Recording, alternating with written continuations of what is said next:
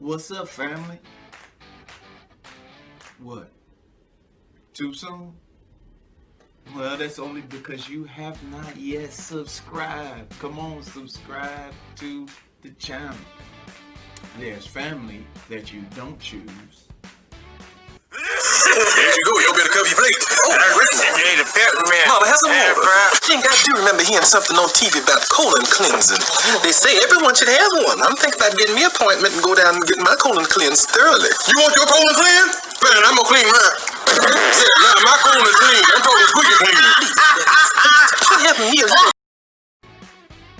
Then there's family that you do choose.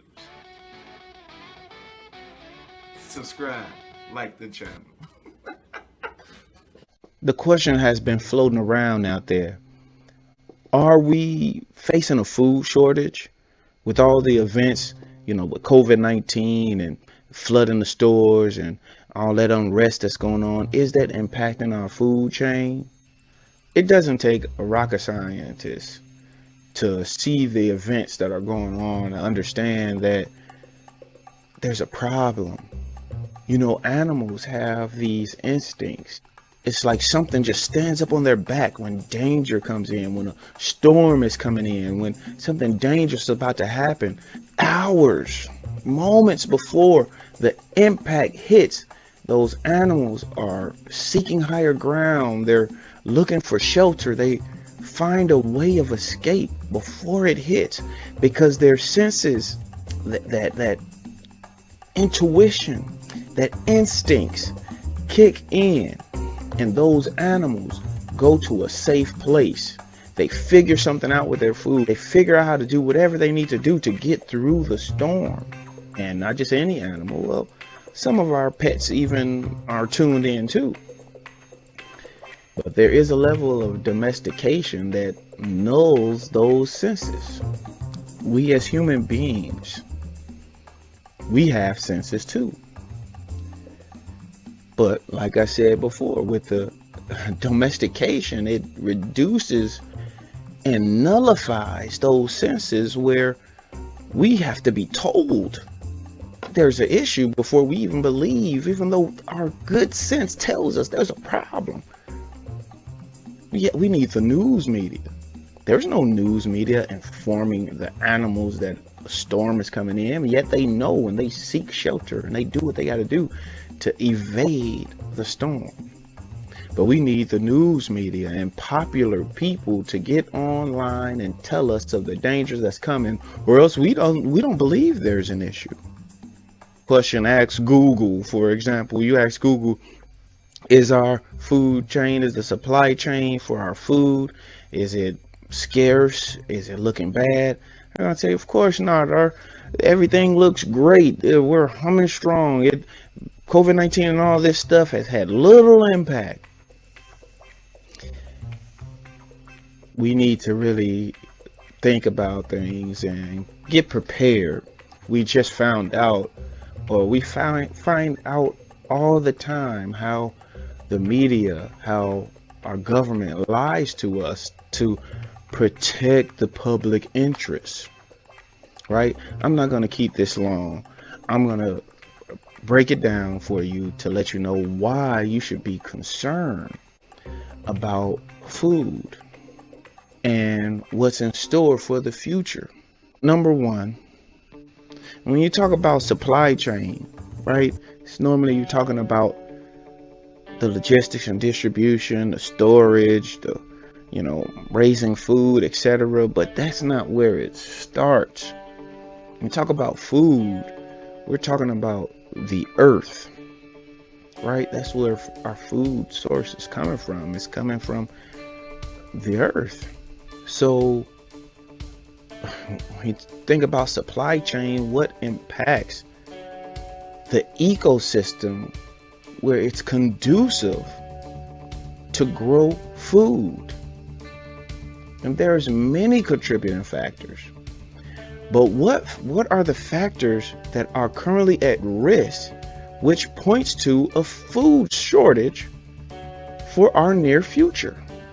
Bugs have been drastically decreasing over periods of years in North America, and even overseas. There has been records of millions of species. I'm talking bugs and types of bugs. In particular, if we wanted to name or highlight one that's critically important to ecosystems, is bees. They're decreasing. Where, oh where have all the bugs gone? Scientists are rushing to try to find out, why are our bees missing? To the point where it's problematic for our food supply. That's only one. Secondly, overcropping. When you take a piece of land and you strip that land of its soil and resources by producing continuously year after year after year after year, the land becomes less fertile, right? To produce fruit. It's called overcropping. The oranges and apples and fruits and even vegetables that we do consume, when we consume it, have less nutritional value than they had 10, 20 years ago. You take an orange from 10, 20 years ago, and it has the same nutritional value as 10 oranges today. Because our fruits today they're growing in land and soils that have been stripped of the nutrients in that soil. Haven't even gone into what they're spraying in the air. And they lied for years. They lied for years saying that they're not putting chemicals in the air. That's just condensation from the airplanes. Condensation dissipates within seconds. When you see this long train of smoke that these planes are going, and they blew smoke in our faces telling us, no, we're not putting up chemicals. Up until recently, when they finally admitted, yes, we are putting chemicals up there to stop climate change. Why did they do that? Because enough people bought into the lie of climate change that they finally told the truth about putting chemicals in the air. But those chemicals that they're putting up there are harmful to us. So not only do we have the issue with the insects being missing, we have overcropping, we have the pandemic and the shutdowns, the civil unrest. Not only do we have these things, but we also have issues over the world with these locusts that are eating up everything over east. And they already had issues with shortages in food and distributing that around their countries. The shutdowns, the civil unrest, wars that are breaking out between country and country, and all the animosity and tension that is building up. All this is pointing to food shortage in our near future. And that's not even covering natural catastrophes that are taking place in higher intensity and higher frequency.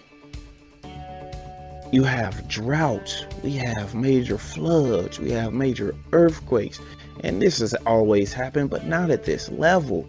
The locusts at biblical proportions, the civil unrest around the world, all of these different events is really sad. And we don't want to come on here and just be a Debbie Downer, but we want to prepare you. And no, don't go down in a bunker with a bunch of food and never come out. That's not what we're trying to push out there, but we do need to know how to grow food. We do need to be able to we do need to be prepared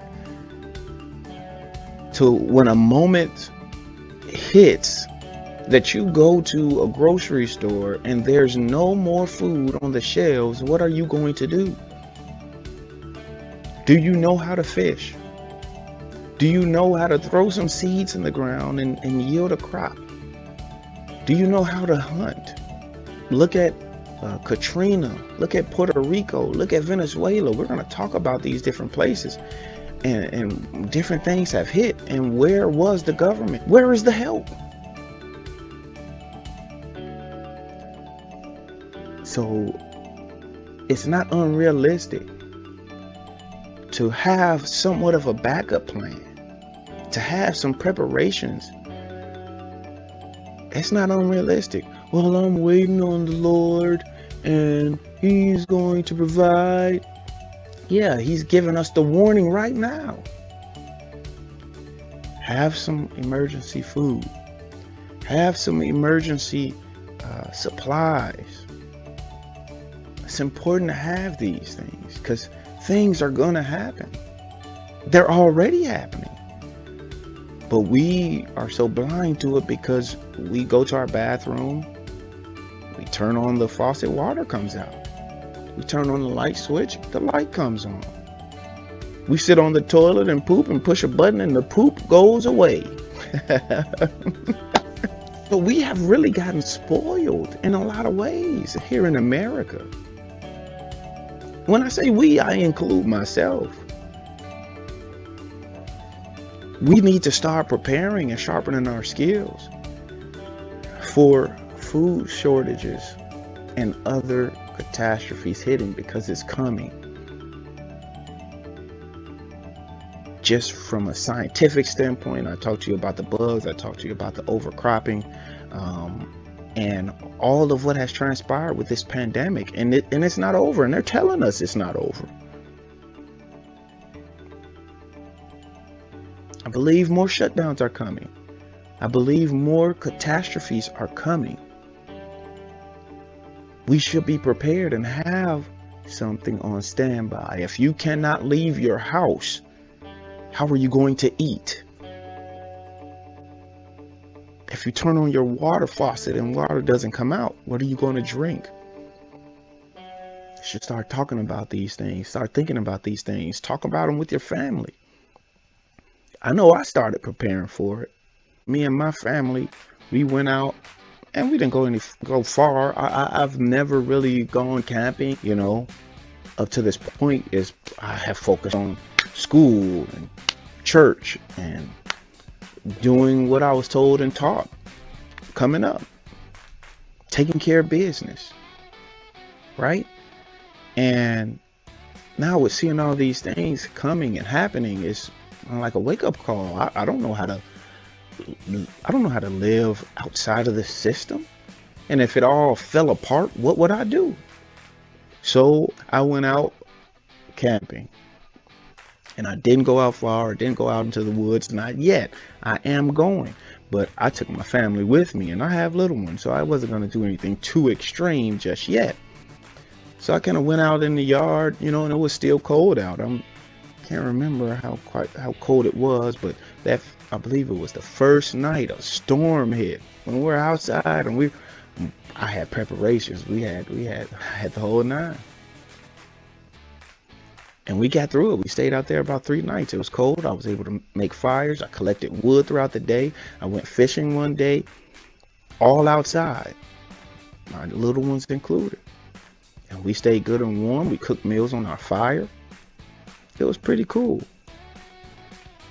And I need to do that more. I need to sharpen those skills, and you do too.